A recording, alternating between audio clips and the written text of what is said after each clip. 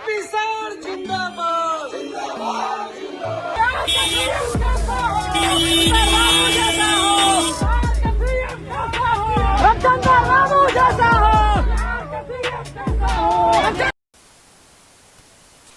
बिहार में पिछले 15 सालों में नीतीश कुमार की कुर्सी को दावा करने वाले, उनको कुर्सी से डिसलॉज करके हटा देने वाले कई बड़े राजनीतिज्ञ आए हैं।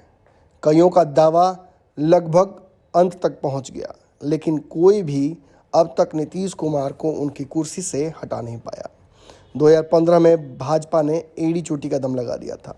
2020 में तेजस्वी यादव ने हर वो कसर नहीं छोड़ी जिससे नीतीश कुमार को कुर्सी से हटाया जा सके, लेकिन विधि का विधान या फिर नीतीश इतने महान कि बिहार में अभी भी मुख्यमंत्री नीतीश कुमार ही हैं। जब कागज़ पर आप आंकड़े देखिएगा, आपको एहसास होगा कि बिहार में नंबर 1 पार्टी जिसके 80 विधायक हैं वो राजद है, लेकिन मुख्यमंत्री उसका भी नहीं है, वो विपक्ष में है। उसके बाद नंबर 2 पार्टी भाजपा की तरफ आते हैं जिसके विधायकों की संख्या 70 से ज़्यादा है, फिर भी वो नंबर 2 पर आती है और उसका भी मुख्यमंत्री नहीं है। वो सत्ता का मात्र सहयोगी है। मुख्यमंत्री द्वारा कोई भी कानून लाना या कोई भी नियम पास कराना भाजपा के रजामंदी से नहीं होता है। अब तीसरे नंबर की पार्टी की तरफ चलिए। ये नीतीश कुमार की पार्टी जदयू है। इसके विधायकों की संख्या 40 से थोड़े ज़्यादा है, लेकिन इतने कम विधायकों के बावजूद, नंबर 3 होने के बावजूद बिहार में मुख्यमंत्री नीतीश कुमार ही हैं। 17 सालों में नीतीश कुमार ने ज़रूर कुछ अच्छा किया होगा या सही ढंग से अपने पत्ते खेले होंगे, जिसकी वजह से नीतीश कुमार बार बार मुख्यमंत्री की कुर्सी पर काबिज हो जाते हैं। शादी किसी और की, मंडप किसी और का, कार्ड कोई और छपवाता है, लेकिन दूल्हा नीतीश कुमार। ऐसा क्यों होता है? कई बड़े विश्लेषक इस पर चर्चा कर रहे हैं। अलग अलग तौर पर हमने भी पंचनामा में इसकी व्याख्याएं की हैं, लेकिन सच्चाई यही है कि नीतीश कुमार के विकल्प के तौर पर अब तक बिहार में किसी को प्रस्तुत नहीं किया जा सका है। कालांतर में तेजस्वी यादव एक बहुत बड़े चेहरे के तौर पर, रिप्लेसमेंट के तौर पर बनकर आए, लेकिन इस चुनाव में तेजस्वी यादव बहुत बुरी तरीके से लड़खड़ा गए। एग्जिट पोल में जीतने वाले तेजस्वी यादव अंततः निष्कर्ष में पिछड़ गए। नीतीश कुमार की पार्टी कमज़ोर जरूर हुई। पर्दे के पीछे भाजपा या चिराग पासवान ने जो खेल किया उसकी वजह से नीतीश कमज़ोर हुए, लेकिन भाजपा में ये हिम्मत नहीं हो पाई कि वो नीतीश कुमार को हटाकर उनकी जगह पर अपना मुख्यमंत्री दे सके। ये शायद नीतीश कुमार की चाणक्य नीति या अब तक किए गए कार्यों की वजह से था। नीतीश के परे भाजपा सोच नहीं पा रही है, सोचना चाह रही है। बार बार भाजपा के नेताओं का बयान आता है कि वो नीतीश के रिप्लेसमेंट के तौर पर कई चेहरों को बिहार में रखे हुए हैं। पूर्व में सुशील मोदी, अब लगातार नित्यानंद राय का नाम, गिरिराज सिंह का नाम, बीच बीच में शहनवाज हुसैन का नाम, ये सारे नाम प्रस्तावित होते रहते हैं और कहीं ना कहीं हवा में ही गायब हो जाते हैं। नीतीश कुमार का नाम सर्वमान्य हो जाता है। धर्मेंद्र प्रधान हो, जेपी नड्डा हो या फिर भूपेंद्र यादव या बिहार का कोई भी नेता, जब दिल्ली से कोई नेता चलकर बिहार आता है भाजपा का, तो वो नीतीश कुमार के नेतृत्व को मानता है। वो कहता है कि नीतीश कुमार 25 तक मुख्यमंत्री हैं। हमने 25 तक बिहार की जनता से मैंडेट लिया है और 25 तक नीतीश कुमार के अलावा कोई और चेहरा हो नहीं सकता है। ये इतनी बड़ी पार्टी का बिहार में आकर हार जाना जैसा है। लेकिन ऐसा नहीं है कि भाजपा पर्दे के पीछे नीतीश कुमार का रिप्लेसमेंट नहीं खोज रही है।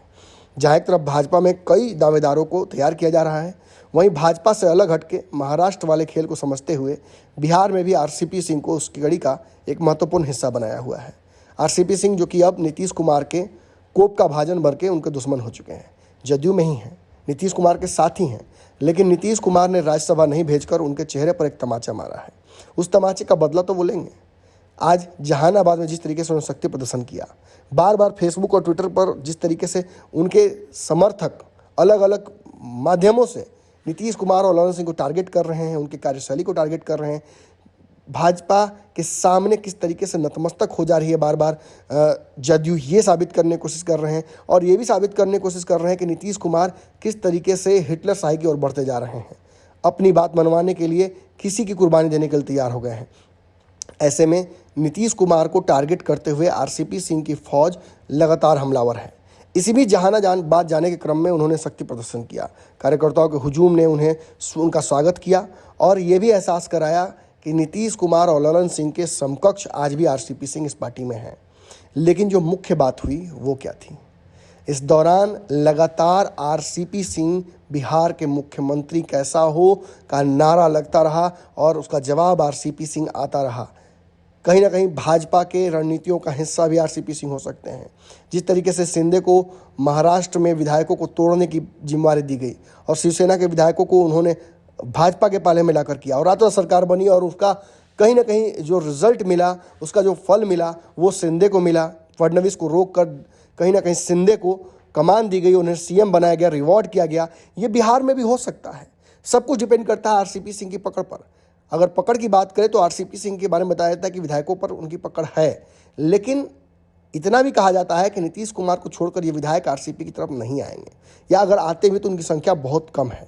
ऐसे में धीरे धीरे संगठन में अपनी फिर से पैठ बढ़ाकर और इस तरीके के नारे लगवाकर और इस तरीके से हुजूम जुटाकर पार्टी में अपना स्लीपर सेल तो वो जिंदा कर ही रहे हैं, साथ ही साथ नीतीश की बादशाहत और ललन सिंह के जो कमान है उसको भी चुनौती दे रहे हैं। अब भाजपा को भी सोचना होगा, क्योंकि बिहार में आरसीपी सिंह के इस झुंड ने स्पष्ट कर दिया है कि बिहार का अगला सीएम आरसीपी सिंह ही इन्हें चाहिए।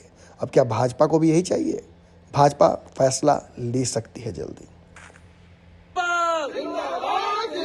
आरसीपी सर जिंदाबाद, आरसीपी सर जिंदाबाद,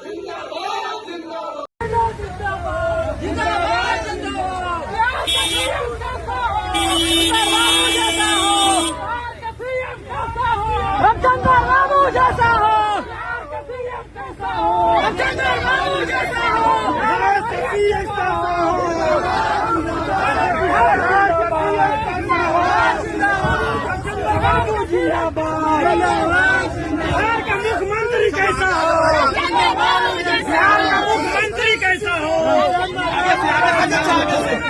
जिंदाबाद, मुकेश सिंह जिंदाबाद,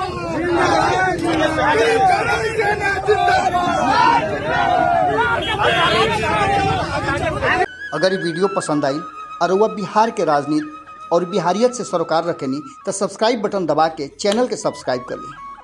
ओजे एगो घंटी बा, ओकरा बटन दबा देला से कुल सटीक और मारक खबर रुआ मुफ्त में मिल जाई। अगर रुआ पत्रकारिता के हमनी के नया प्रयोग में सहयोग कर चाहतानी तो ज्वाइन बटन दबा दी। पेटीएम नंबर नोट कर ली 9386816700। धन्यवाद।